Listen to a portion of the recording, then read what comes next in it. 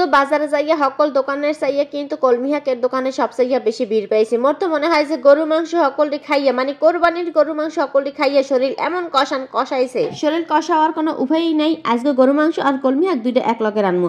গরু মাংস খাইয়ে যদি শরীর কষা বাজিয়াও থাকে, কলমি শাক খাওয়ার লগে লগে জানি ছাড়িয়ে যায় হেডফোন বাধ্য হইয়া সকলটি কলমি শাকের দোকানে ভিড় ধরছে একালে সিরিয়াল ধরে। তাই কামথেকে মুনিয়াফার কিন্তু আবার এ ধরনের কোনো সমস্যা নাই হেডফোনে বেন্নি সময় বেন্নি হলে একালে ঘুমিয়ে উঠে মাইয়ে পোলায় কইবানে কি খামো বোঝেন। হ্যাঁ তো আবার একদিন একটা নাস্তা লাগে, একদিন লাগে পরোটা, একদিন লাগে রুটি, আর একদিন লাগে নুডলস। তাই আজকে কিন্তু নুডলস আর সিরিয়াল আছে হেডফোনে নুডলসটা রানতে লাইছি। ও বাংলাদেশি যে রামের নুডলস হ্যাঁ কিন্তু 2 প্যাকেট দিয়ে দিছি আর 1 প্যাকেট ম্যাগি দিয়ে দিছি যাতে একটু কম জাল হয়, মাইয়ে পোলায় খাইবে তো হেডফোনে। আর আমথেকে মুনিয়াফার তো বোঝেন এইরকম টমেটো সস ছাড়া নুডলস গলাতে নামে না। এরপর আসেনান করে ডক হয়ে গেলা শেষ হয়ে এককালে আড্ডি গেলাম ছাদে বোঝেন যাইয়া দেখি কি ওই যে মুই ভুট্টো হোকা দিলাম বোঝেন হ্যাঁ বৃষ্টিতে বীজ যা দেখেন 2-3 দিনের বৃষ্টিতে বীজ যে কন বীজ একালে গজই গেছে। যাই এত আর খাওয়া যাইবে না কি আর হরমো।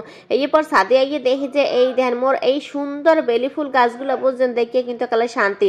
খালি গাছ না ফুলগুলাও, এই বেদানা গাছটা যে কত বেদানা ফুল বাইরেছে কিন্তু হ্যাঁ আমি তো একটা বেদানাও খাইতেরই না। একজনের বাড়ির টঙ্গের উপরে আবার মুই ভুট্টাগুলো একটু রোদ্দুর দিয়ে দিলাম কারণ এগুলার গায়ে পানি আছে তো এর ফলে হুগনের ফান্নে বাইবেন না। আবার আমথেকে মুনিয়াফা এগুলো খাইবে ওরে মোর জোলা ইয়ে হুগা দিতে যাইয়ে কিন্তু আবার পরেও গেলাম যদি এক ফির পরে যাইতাম কন মোর স্বামীর কি হই তো এই ভুট্টাগুলো দিয়ে কিন্তু মুই গাছ লাগামো মানে পাচ্চা দিমো যাতে ভুট্টা গাছ হয় হেরফানে। হেয়ে পর কিন্তু আড্ডি গেছিলাম বলছেন হাগ কিনতে। তাই যাইয়ে দেখি হাগের দোকানে এত ভিড় ওরে মোর আল্লাহ, সব মাতারিরে হাগের দোকানে আইয়ে ভিড় জমাইছে। কে মনু তোমাকে সকল ডের কি এককালে আটকে গেছে জায়গা মতো গরুর মাংস খাইয়া এর হরা কন। এই গরু মাংসের এত চাপ, এই চাপ ছাড়াইতে হইলে কিন্তু কলমি শাক লাগেই বোঝেন। যাই এরপর আস্তে রোহন আর পেঁয়াজ কাটতে দিয়ে কিন্তু আমি গরু মাংস রান্দা বইয়ে দিছি। এরপর লাগছে খিদা বাজার দিয়ে আড্ডেছি লাইছি তো বোঝেন খিদা লাগবে না কি হবে। মনে মোর পেটের মধ্যে কামড়ায় তুই মরে ধরিস না এখন পরে ধরিস আগে একটু খাইয়ে লই। আম ছিলানের সময়ও নাই বোঝেন এত খিদা লাগছে। যাই হোক এই আনারসটা কিন্তু আপনাকে ভাই গতকাল আনছিলে বোঝেন।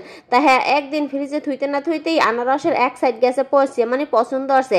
আর বেটা কোথায় যে মাসের পর মাস মানে কেমনি যে থাহে ভালো মুই নিজে কইতে পারিনি। হ্যাঁ আরে ভাই মোর বাড়ি তো মনে হয় কি এই আনারস যদি আজকে কুটি না করতাম বলছেন তাই কাল ঘরে মোর খাওয়া লাগবে না। অলরেডি অর্ধেকের বেশি পচে গেছে এরপর বাচ্চা গেছে যেটু পারছে সেটু খাইছি। গরিব মানুষ তো বোঝেন হালাইয়া দিতে পারি না এরপরে কিন্তু একটু বাইসা। আর এই আনারস গুলো এত মিষ্টি লাগে যদিও এর চেয়ে ছোটটা কিন্তু আরো বেশি মিষ্টি লাগে। এই বড় সাইজের এগুলা কিন্তু অত বেশি মিষ্টি লাগে না, হালকা একটু টকও কিন্তু লাগতে আসলে। এরপর কিন্তু একটার অর্ধেক মুই খাইলাম, একটার অর্ধেক তো খাইয়া অর্ধেক থুয়ে দিছি আর একটা আস্তাটাও থুয়ে দিছি। যাই খাইয়ে পর কিন্তু এই যে কলমি শাকগুলো একটু ভালো করে বাইসে লই। এখনকার কলমি শাকে বোঝেন পোকসোকে থাকে না। কে কইতে পারেন সার ওষুধ দেয় না, সার ওষুধের পোকসোকে আগেই মরে যায়। এই পর একটু ভালো টালো হয়ে চেক করে একটু সুন্দর করে পরিষ্কার করে ধুয়ে লইলাম আর কুটটাও লইলাম। মাংস কষাইতে ওই যে আস্তে পেঁয়াজ আর রসুনগুলো দিলাম হ্যাঁ কিন্তু সব গলি গেছে বোঝেন। একালে কষাইতে মশলা দিলে মাংসের অরিজিনাল যে কালার মানে খয়েরি কালার হ্যাঁ কিন্তু আইয়ে গেছে। এখন পানি দিয়ে একটু হেদ ধরে লমো।